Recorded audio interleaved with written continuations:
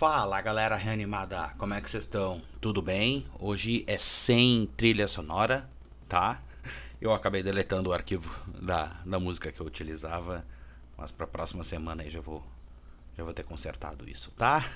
Eu sou o Vlad e esse aqui é o podcast Reanimando, né? Falando um pouquinho de tudo aí, sem lacração, destrinchando um pouco mais sobre a segunda temporada do Demolidor Renascido, série da Disney Plus no MCU. Pessoal, antes de mais nada, se tu estás ouvindo isso pelo YouTube, comenta aí, curte aí. Não custa também dar um likezinho ali no Spotify. Mas é isso, gurizada. Um pouquinho mais na base do improviso hoje. E também atrasado, saindo. O sétimo episódio da segunda temporada de Demolidor Renascido foi um episódio em torno do julgamento, né? Que já sabíamos que é premeditado, né? Da Karen Page, né? Tivemos ali também uma participação especial do policial Brett, que agora é o chefe dos detetives do 15º Distrito Policial, lá em Hell's Kitchen, né? Aquele policial da Netflix. Só uma piscadela ali, uma participação especial, quebrando ali um galho pro Matt poder trocar uma ideia com a Karen ali, né?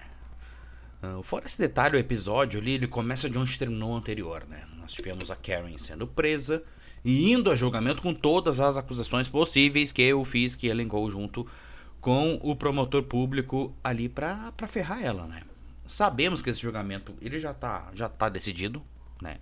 Ele é uma mera formalidade para as câmeras, né? Enfim, tem que manter as aparências para a mídia, o grande público, fazer da Karen um bode expiatório, né? Mas o Matt aparece como um advogado de surpresa no meio do julgamento. Finalmente, Matt Murdock aparece nessa temporada, né? De volta ali na frente das câmeras, tendo essa defesa pública das câmeras, né?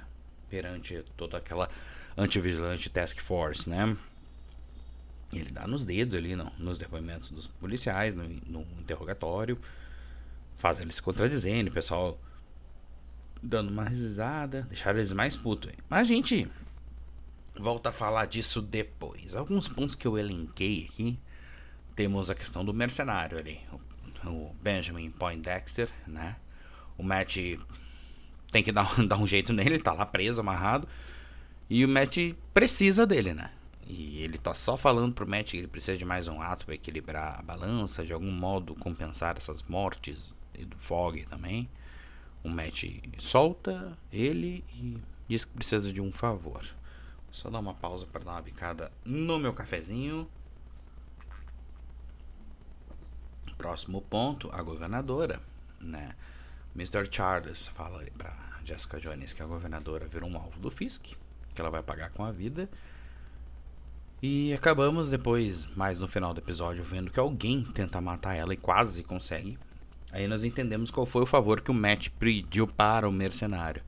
Ele acaba salvando ela, ainda manda ali uma saudação assim pra governadora, né, tipo uma assinatura. E aí, mais uma vez ele acaba saindo como um herói nessa temporada, assim como ele salvou o Matt. Lá no primeiro episódio, o Matt ia ser morto pela antivigilante Task Force, né? Agora a parte mais forte desse episódio pra mim, com certeza, e talvez a temporada. E fica aqui, nossa homenagem ao querido Daniel Blake e o ator ali, que eu não peguei o nome dele aqui pro nosso roteiro, mas eu achei muito bom aquele ator. E ele não tinha saído do anel, né? Era ele ou a Bibi. Alguém ia ter que morrer. Ele resolveu ser homem, resolveu ser um herói, fazer a coisa certa e não voltar-se para o lado sombrio de vez, né? Se entregou para salvar ela. E ele sabe, né, de todas as merdas que tá cobertando ali do Fisk, meio que abriu os olhos, ele sabe que tá fazendo vista grossa, então ele escolhe a sua vida pela Bibi para ela poder, e ela vai ter poder, né, com esse canhão de mídia de revelar as verdades, as podridões ao mundo, né? E acaba morrendo como uma pessoa justa. Diz para ela fugir e não adianta. Ele não entrega ela pro Bucky e acaba sendo finalizado. O Bucky termina esse serviço ali Dá pra ver que o Buck realmente gostava do Daniel e ele praticamente hesita. Agora um detalhe, durante a semana após o episódio, os diretores revelaram que não foi. Em algum momento eu achei que o Buck não iria matar ele, mas a cena gravada original, o Buck hesita e não atira. Não mata ele. Mas depois eles resolveram dar um peso na história e mataram o Daniel, fizeram com CGI a cena do tiro. Foi pós-gravação e edição. Isso. Então fica esse detalhe ali, né? Karen Page e Heather Glenn. Isso foi muito bom. A Heather fazendo aquele papel de capacho manipulado ali do clã do Fisk, fazendo um joguinho psicológico com a Karen, né? Tentando fazer, entre outras palavras, assim dizendo, querendo fazer ela perder a cabeça. Mas a Karen já é uma pessoa que já tá bem maturada em relação a isso.